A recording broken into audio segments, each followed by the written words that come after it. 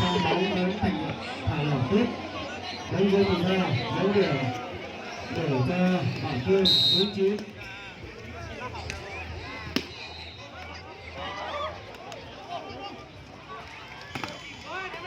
đánh điểm hơn rất cố gắng để đưa được người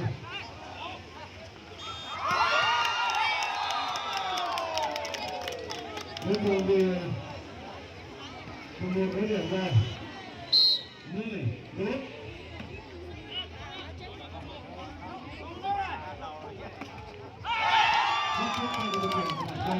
thả lỏng không có lối đấu điểm cho tên môn ở bên một 4 điểm một khoảng cách khá xa 7 điểm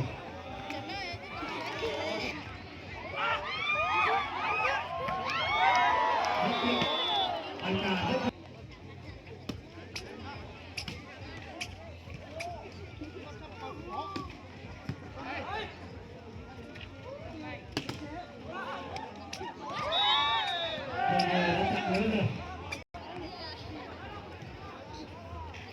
lại tiếp tục cho bắn tăng vào cái đôi chìa bắt mạnh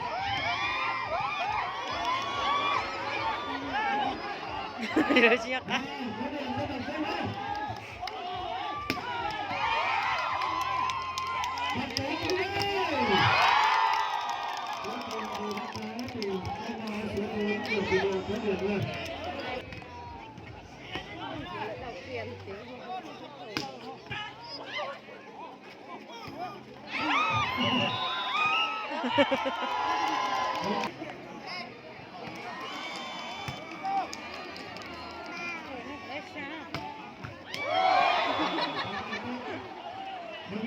đủ cho Bảo Cương 8-13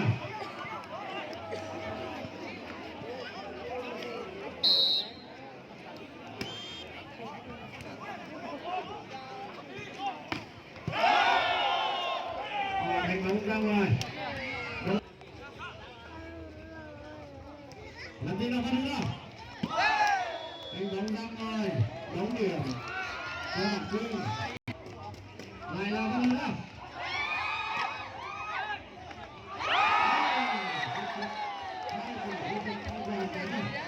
đánh điểm cho Bảo Cương 12 14 rồi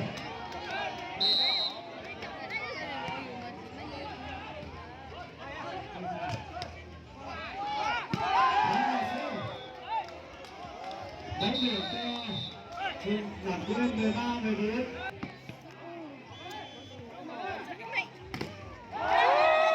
chập lờ 14-15 Đó là cái gì à? Bảo Cương không bóng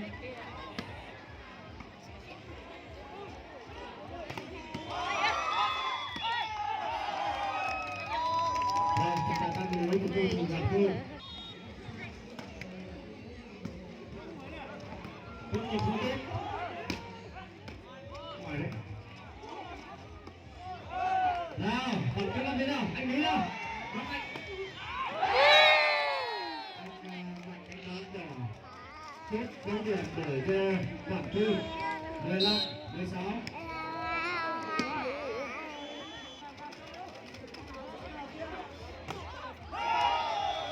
đánh bóng chạm tay trắng ra ngoài đấu điểm mở cho người mùa 17-15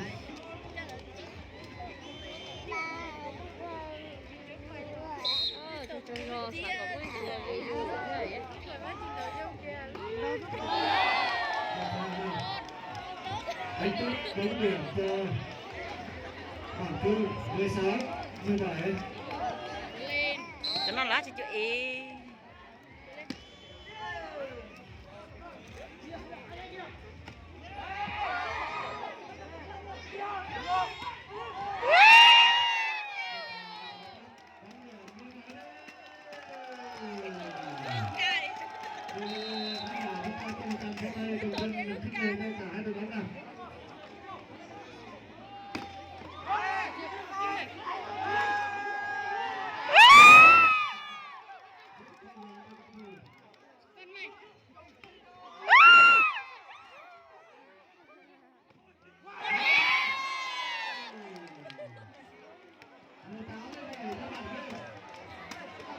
là những thắng lợi của cuối cùng thì họ đã đi trước của bên đây.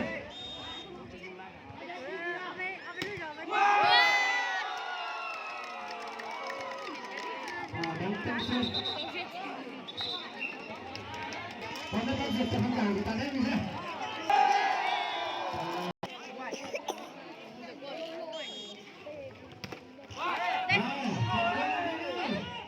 Đánh đôi.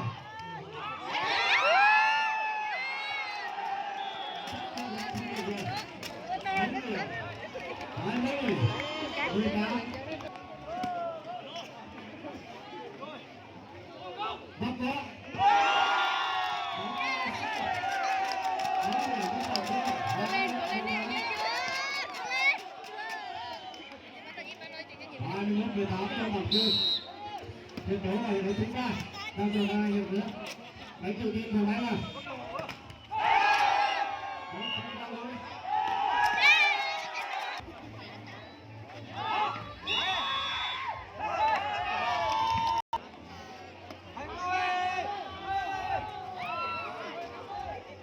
không có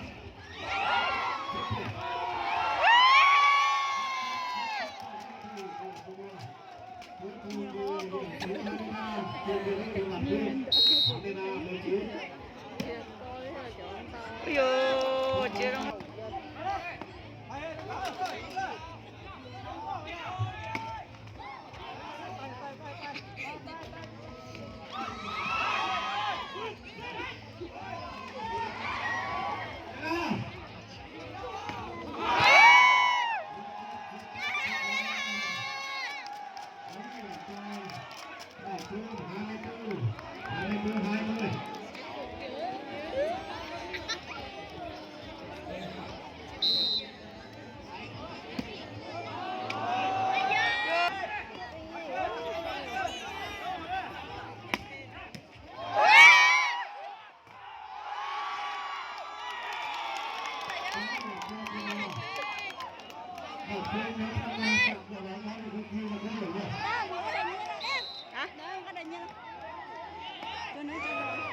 Sama. Anh mấy lần đi nữa.